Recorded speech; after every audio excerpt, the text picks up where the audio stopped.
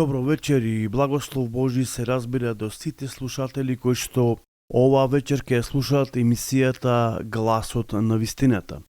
Почитувани слушатели, сакам на вистина да ве поздравам во името на нашиот Господ и Спасител Исус Христос и да му се заблагодарам за тоа што на вистина се уште вратата на милоста е отворена за секого еден од нас.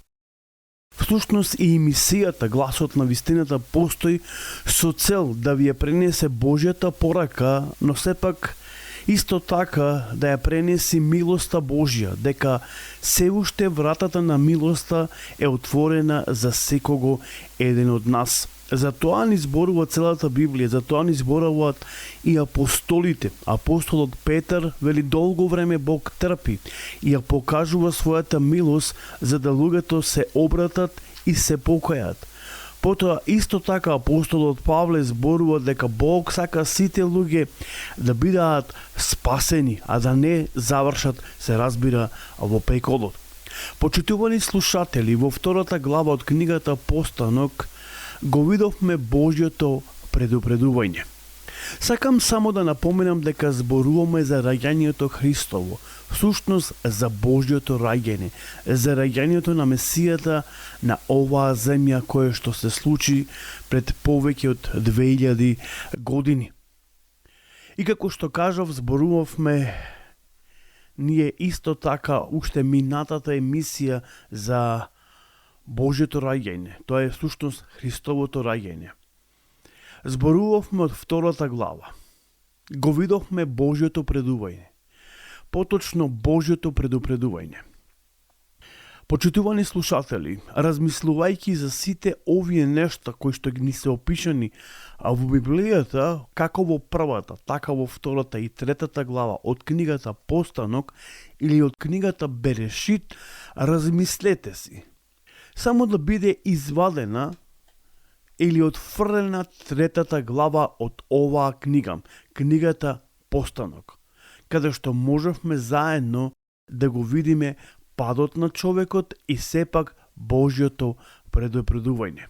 Замислете си дека ако ова нешто беше отстрането, поточно третата глава, ја немавме во Библијата, тогаш немаше да знаеме зошто сме во една ваква состојба каква што сме. Друго, кои се последиците од самата состојба во која се наоѓаме сите ние заедно? И што е тоа што ние изгубивме? Значи, немаше да знаеме која е последицата, немаше да ги знаеме последиците и немаше да знаеме што е тоа што ние имавме како привилегија дадена, но од друга страна со нашата непослушност таа привилегија или тие можности кои ни беа дадени ги изгубивме. Библијата ни зборува дека изгубивме доста драгоценни можности и привилегии кои ни беа дадени. Почитувани, оваа вечер во емисијата Гласот на вистината ќе позборуваме токму за изгубените драгоценни можности и се разбира привилегии кои ни беа дадени од самиот Господ Бог. Прво и основно и клучно, па можам да кажам и најважно, човекот го изгуби животот вечен. Денеска, иако медицината е совршена, не до таа мера се разбира, до одредена мера е унапредена, ајде да кажам, но сепак се уште нема лек, нема одговор зошто човекот умира и не може да живее вечно. Значи, прво и основно, човекот го изгуби животот вечен. Дадената му можност на човекот да живее вечно, тој ја изгуби. Еве што ни е запишано во книгата Постанок, втората глава, 17 стих. Бог му рече: зашто во оној ден кога ќе вкусиш и од него, се разбира, ќе умреш. Еве ќе отвориме заедно исто така во книгата Постанок, третата глава, ќе ги прочитаме 19 и 22 стих. И еве што ни вели Библијата. Со пот на лицето свое ќе јадеш хлеб, се дури не се вратиш во земјата, од која си земен, зашто си земја и во земја ќе се вратиш. И Господ Бог рече, ете Адам стана како нас, знаејќи што е добро и што е зло. Но сега да не ја испружи раката своја и да земе па од дрвото на животот и да вкуси, па за да завладее вечно или да стане вечен. Значи, ова се доволни докази кои ни се опишани во Библијата и ни даваат доволен доказ дека човекот го изгуби животот вечен. Во книгата Постанок, 4 глава, ја гледаме изгубената смисла или планот за вечниот живот. Еве ќе отвориме заедно и ќе прочитаме од 8 до 12 стих. Значи книга Постанок, 4 глава, ќе читаме од 8 па се до 12. И еве што ни вели словото Господово. И му рече Каин на својот брат Авел, да појдеме в поле. А кога беа во полето, Каин скокна на својот брат Авел и го уби. Тогаш Господ му рече на Каин, каде е братот твој Авел? А тој одговори, не знам, зарем јас сум чувар на брат ми? Господ му рече, што направи? Чуј, крвта на твојот брат вика од земјата кон мене. Затоа да е проклета земјата што ја отвори устата своја и ја прими крвта на братот твој од раката твоја. Кога ќе ја обработуваш земјата, таа нема повеќе да ти дава изобилен род, ти ќе бидеш скитник по целата земја. Еве, гледате, ова е првата можност да можеме да ја видиме како земјата ја отвора својата уста. Всушност, првиот кој се врати во земја точно беше Авел. Во 5 глава од книгата Постанок можеме да видиме како човекот го изгуби животот вечен, затоа што Библијата вели платата за гревот е смртта. Еве можеме да отвориме во Римјаните 5 глава и да видиме што таму ни е запишано. Вели вака следното: зошто како што гревот влезе во светот преку еден човек, а преку гревот смртта, по таков начин и смртта премина на сите луѓе по еден човек. Зошто сите сгрешија, така што гревот владае над сите луѓе и ги води до смрт. Во Римјаните 6 глава вели зошто платата што ја дава гревот е смртта. Во книгата Постанок 5 глава токму таму ни зборува за промашената цел. Зошто гревот по дефиниција, почитувани слушатели, значи промашена цел. Постанок 5 глава 5 стих ни зборува дека првиот човек кој Бог го создал проживеа 930 години, а потоа и умре. Се разбира, станува збор за Адам. Матусал проживеа 969 години и потоа умре.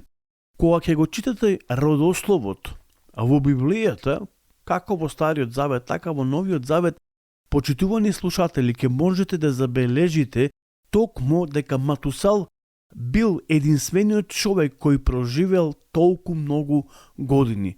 Слушност проживел 969 години, а потоа и починал. Тоа ни е запишано во книгата Постанок, како што кажав, 5 глава, 27 стих. Ное проживел 950 години, а потоа умрел. Постанок 9 глава, 29 стих. Аврам проживел 170 години и потоа умрел.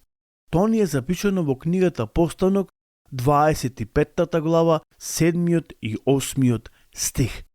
Како што напоменав, првата дадена можност и привилегија за живот вечен, човекот ја изгуби ова драгоцена можност и прилика.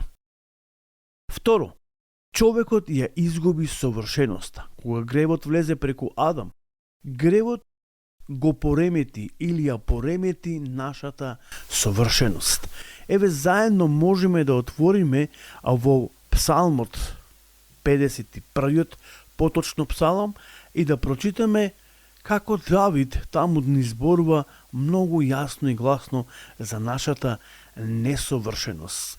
Псалм 51 ќе читаме од 1 па се до 5. И еве што ни вели словото на нашиот Господ и Спасител. Помилуј ме, Боже, поради Твојата голема милост, заради Твојата голема добрина, и избриши ги сите мои беззаконија. Изми ме темелно од моето беззаконие и очисти ме од мојот грев, зашто престапите мој ги знам и мојот грев е секогаш пред мене.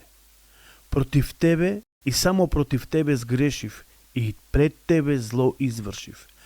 Така да што си Ти праведен и кога ќе пресудуваш, безпрекорно ќе судиш. Ете, грешен сум, роден грешник, уште кога ме зачна мајка ми. Гледате како псалмистот Давид зборува за својата грешност. Тој не ја крие својата грешност, туку ја изнесува на површина и зборува дека уште во утробата на неговата мајка тој е грешен, затоа што тој е несовршен. Гревот ја поремети, како што кажав, нашата совршеност и ние станавме грешни. Зошто? Затоа што не го послушавме, се разбира, зборот Божи. Трето, човекот ја изгуби личната комуникација. Го изгуби личното заедништво со Бога. Потоа, гревот го острани од Божјото присуство. Човекот ја изгуби таа можност да го гледа Бога лице в лице. Потоа, човекот го изгуби, се разбира, и Божјиот мир. Адам го изгуби и својот прекрасен дом. Всушност, Адам ја изгуби Едемската градина. Еве ќе отвориме во книгата Постанок, 2 глава, 8 стих, и еве што таму ни е запишано. И Господ Бог насади рајски дрвја на исток, поточно рајска градина, и таму го насели човекот, што го создаде. Потоа во 3 глава од книгата Постанок, 23 стих вели: тогаш Господ Бог го изгони од Едемската градина, за да ја обработува земјата која му беше дадена, а потоа и му беше одземена. Почитувани, ги видовме сите можности и привилегии кои што човекот ги имаше и му беа дадени за да може човекот, се разбира, да ги ужива, но за жал човекот ги изгуби, затоа што не го послуша Божјото предупредување, всушност не го послуша гласот Божи. Сакам оваа вечер да си поставиме едно логично прашање. Можеби кога малку посистематски би ја разгледувале оваа тема, сепак многу често пати размислуваме дека за нашата состојба, за состојбата во која ние се наоѓаме, секогаш размислуваме дека некој друг е крив. Тука, во овој момент, ние бе размислувале дека крив е Адам. Ако Адам не ја послушаше жената, денеска немаше да бидеме во една ваква состојба и немаше да ги изгубиме сите драгоценни можности и привилики кои ни беа дадени, се разбира, од Господа. Дали денес човекот е поразличен од првиот човек Адам?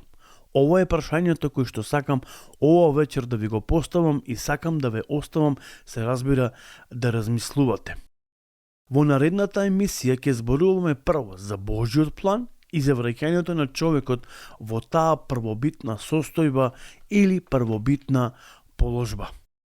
Добра ноќ ви посакувам и се разбира се слушаме во наредната емисијата Гласот на вистината. Господ со вас. Пријатна вечер и добра ноќ. Чао.